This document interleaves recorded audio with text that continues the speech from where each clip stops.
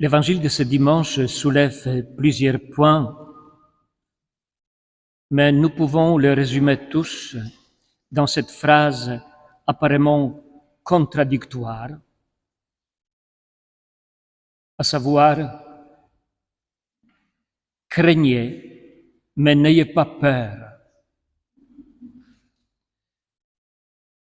Je m'explique. Jésus dit dans l'évangile de ce dimanche, « Ne craignez pas ceux qui tuent le corps, mais ne peuvent pas tuer l'âme. Craignez plutôt celui qui peut faire périr dans la gêne l'âme aussi bien que le corps. » Qui est celui qui peut faire périr non seulement notre corps, mais aussi notre âme? Est-ce Dieu? Mais non. Dieu veut que tous les hommes soient sauvés, soient heureux et parviennent à la connaissance de la vérité. Celui qui cherche à faire périr notre corps et notre âme, c'est le tentateur, le diable. C'est bien lui qui nous pousse à nous séparer de Dieu. C'est bien lui qui veut nous arracher à Dieu. Voilà pourquoi nous devons craindre Dieu, mais sans avoir peur de lui.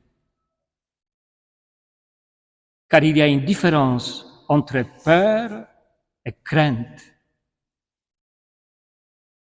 En quoi consiste-t-elle? Eh bien, la peur est une manifestation de notre instinct fondamental de conservation. C'est une réaction à une menace contre notre vie, ou tout simplement contre notre tranquillité ou notre sécurité. Selon qu'il s'agisse de dangers réels ou de dangers imaginaires, on parle de peur justifiée et de peur pathologique. Si, par exemple, je suis sur le point d'être renversé par une voiture, ou je commence à sentir la terre trembler sous mes pieds à cause du tremblement de terre, ce sont des peurs justifiées. Ces frayeurs disparaissent comme elles sont apparues à l'improviste et sans préavis, lorsque le danger disparaît, en laissant au pire un mauvais souvenir. Mais les plus difficiles à gérer sont toujours les peurs chroniques, celles que nous traînons depuis notre enfance, qui grandissent avec nous et auxquelles nous finissons parfois nous identifier. Nous les appelons les complexes ou les phobies. Jésus, dans l'évangile de ce dimanche, nous aide à nous libérer de toutes ces peurs en révélant le caractère relatif et non absolu des dangers qui les provoquent. Car il y a une partie de nous que rien ni personne au monde ne peut vraiment nous arracher ou abîmer. Laquelle, pour ceux qui ne croient pas en Dieu, c'est la conscience, tout court. Pour les croyants, c'est notre âme immortelle. Et c'est justement ici qu'intervient la crainte de Dieu, qui est très différente de la peur. Parce que la crainte de Dieu est une chose que l'on doit apprendre. Venez, mes fils, écoutez-moi, dit le psalmiste, que je vous enseigne la crainte de Dieu.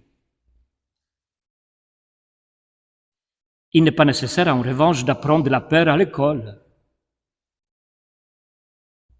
Elle apparaît à l'improviste face au danger. Je vous donne un exemple. Jésus guérit un paralytique. Peut-être vous vous souvenez de ces miracles. Un paralytique qui se lève et se met à marcher. On lit dans l'Évangile que devant ces miracles, tous furent saisis de stupeur et rendaient gloire à Dieu et remplis de crainte.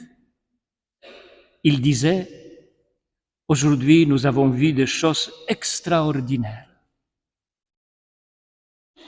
Voyez-vous, stupeur, émerveillement, respect, louange, c'est ça la crainte de Dieu. Elle est une composante de la foi. Elle est un allié de l'amour. C'est la peur de déplaire à personne aimée, que l'on retrouve également chez toute personne réellement amoureuse. Voilà pourquoi la crainte de Dieu, c'est aussi un de 7 dons de l'Esprit Saint. Vous l'avez appris au catéchisme. Ce type de la crainte de Dieu est appelé par la Bible principe de la sagesse, car il conduit à faire les bons choix dans la vie. La crainte de l'Éternel est le commencement de la sagesse, nous dit le psalmiste. Autrement dit, la seule crainte autorisée par la Bible, c'est la crainte de perdre l'âme dont nous parle Jésus dans l'Évangile de ce dimanche. C'est la crainte de perdre Dieu.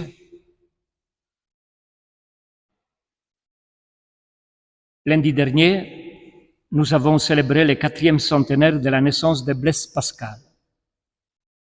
Même le pape François nous a offert à cette occasion une stimulante lettre apostolique de 12 pages, très belle, intitulée « Grandeur et misère de l'homme ». Je vous en parle car Blaise Pascal n'était pas seulement un génie de maths et de physique, il était avant tout un grand chercheur de Dieu. Il nous a appris à chercher Dieu plume à la main. Et il nous a appris à chercher Dieu en Dieu. Dieu d'Abraham, Dieu d'Isaac, Dieu de Jacob, non de philosophes et de savants, Dieu de Jésus-Christ, confesse-t-il dans ses pensées. Oui, Pascal nous invite à prendre soin de notre âme. Il nous éveille à la spiritualité, à la dimension spirituelle de notre vie. Il nous apprend à chercher Dieu en Dieu comme le font les pèlerins.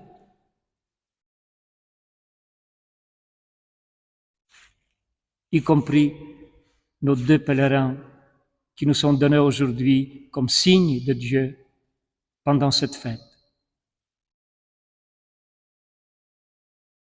Et c'est d'ici, justement, que nous arrivons au saint patron de notre paroisse, Saint Jacques et Saint Christophe. Tous 2, ils nous rappellent que notre vie est un voyage, que notre vie est une marche, un pèlerinage. Autrement dit, ils nous rappellent le caractère provisoire de la vie d'ici-bas, le caractère provisoire de la condition humaine. Nous ne sommes pas éternels ici-bas. Oui, le pèlerinage est une parabole de l'existence humaine et croyante. Être, c'est être en route, disait Gabriel Marcel. C'est l'âme, précisément, qui est une voyageuse. C'est de l'âme et de celle qu'il est vrai de dire qu'être, c'est être en route. Est-ce que mon âme est une voyageuse? Est-ce que mon âme est en route? en déplacement intérieur. Voilà la question et le message des saints patrons de notre clocher. Saint Jacques apôtre nous appelle à cultiver la dimension pèlerinante de notre vie chrétienne, paroissiale, puisqu'il personnifie l'esprit des pèlerins dont il est le saint patron. Et Saint Christophe, pour sa part, nous appelle à cultiver le côté missionnaire de la vie chrétienne, paroissiale, car son nom signifie porteur du Christ. Nous sommes tous des Christophes, disait joliment le pape François. Chaque chrétien est un Christophe, c'est-à-dire un porteur du Christ. Mais quelle signification pouvons-nous donner aujourd'hui à cette tradition très ancienne dans l'Église d'attribuer les saints patrons aux paroisses? Eh bien, la vie chrétienne, qui suppose des choix personnels, certes, n'est jamais une aventure individuelle. Elle est toujours communautaire. Personne n'est sauvé seul, en tant qu'individu isolé. Dieu a voulu entrer dans la dynamique d'un peuple que nous sommes. C'est ça la paroisse. Dieu nous attire et nous sauve en prenant en compte la trame complexe de nos relations interpersonnelles qui s'établissent aussi dans la communauté paroissiale. Les relations quelquefois compliquées et malades, mais combien fécondes. Que Saint Jacques et Saint Christophe, en leur qualité de saints patrons de notre paroisse, nous aident à entrer dans cette dynamique de pèlerins et de missionnaires qui nous rend frères les uns des autres, différents et égaux.